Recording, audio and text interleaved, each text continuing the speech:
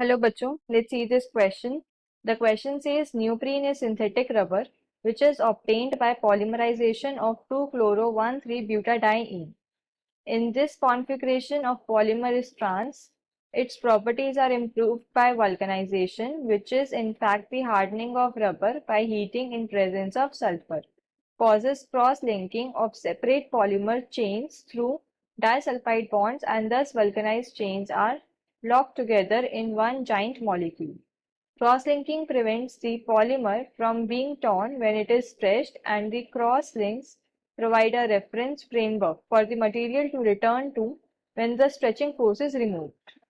The tensile strength, elasticity, and resistance to abrasion can be increased by a process called, and the options are diazotization, vulcanization, isomerization, and polymerization.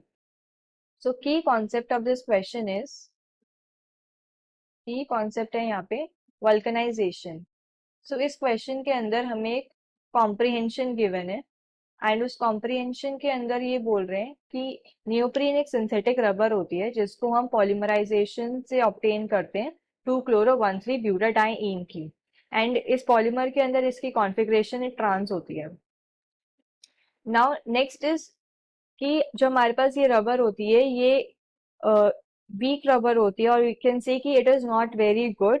ये soft होती है and tacky हो जाती है जब हम high temperature use करते हैं एंड ब्रिटल हो जाती है जब हम लो टेम्परेचर यूज करते हैं. लार्ज वाटर एब्जॉर्प्शन कैपेसिटी होती है एंड इसको स्ट्रेच करने पे ये ब्रेक हो जाती है, ब्रेक होने के चांसेस होते हैं. सो इसको हम कैसे इम्प्रूव करते हैं? By vulcanization. So vulcanization process के अंदर क्या होता है कि जो हमारे पास बाइंडिंग साइट्स होती है, डबल बॉन्ड बाइंडिंग साइट्स, वहां पर हम सल्फर के क्रॉस लिंक्स इंट्रोड्यूस कराते हैं. क्रॉस लिंक्स कैसे इंट्रोड्यूस होते हैं? By heating it in presence of sulphur. तो वो जो सल्फर के क्रॉस लिंक्स इंट्रोड्यूस होते हैं उसकी वजह से हमारा जो रबर है वो स्ट्रॉन्ग हो जाता है, एक जाइंट मॉलिक्यूल बनता है. एंड उस क्रॉस लिंकिंग से क्या होता है कि जब हम उसे स्ट्रेच करते हैं तो वो ब्रेक नहीं होता, एंड जब हम वो फोर्स स्ट्रेचिंग फोर्स रिमूव कर देते हैं तो वापस से वो अपनी ओरिजिनल शेप रिगेन कर लेता है. इन क्रॉसलिंक्स की वजह से रबर हमारा हार्ड एंड स्ट्रॉन्ग हो जाता है as compare to before, and जो टैकिनेस होती है वो भी रिमूव हो जाती है. हमें क्वेश्चन के अंदर यही बताना है कि हम tensile strength, elasticity and resistance to abrasion कैसे इंक्रीज कर सकते हैं. We can increase it using a process known as vulcanization. अगर हम रेस्ट ऑप्शंस की बात करें तो rest options which are dietization, isomerization और polymerization, these are incorrect options. अगर हम आइसोमराइज करेंगे, आइसोमर बनाएंगे तो भी हमारा प्रॉब्लम सॉल्व नहीं होगा. Isomerization is a process where the chemical formula remains same but the configuration changes. तो यहाँ पर कॉन्फ़िगरेशन ट्रांस कॉन्फ़िगरेशन है. अगर हम इसका सिस कॉन्फ़िगरेशन बनाएं, इसका आइसोमर बनाएं तो भी हमारी जो प्रॉब्लम है that will remain same, that will not improve. So it is a wrong answer. Inverse diazotization and polymerization are also not the correct answer. So we can write it as in vulcanization or in this process there is formation of crosslinks. There is formation of crosslinks of sulfur at the reactive sites. Of sulfur at the reactive sites of the double bond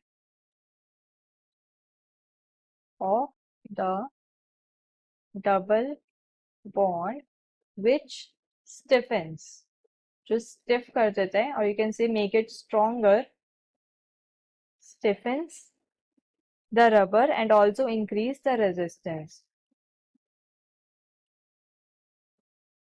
and also increase the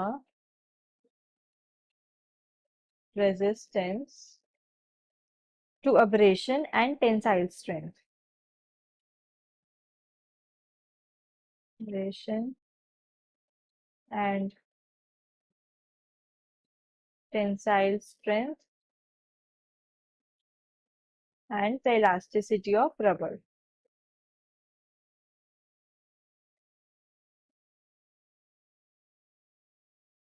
Of rubber.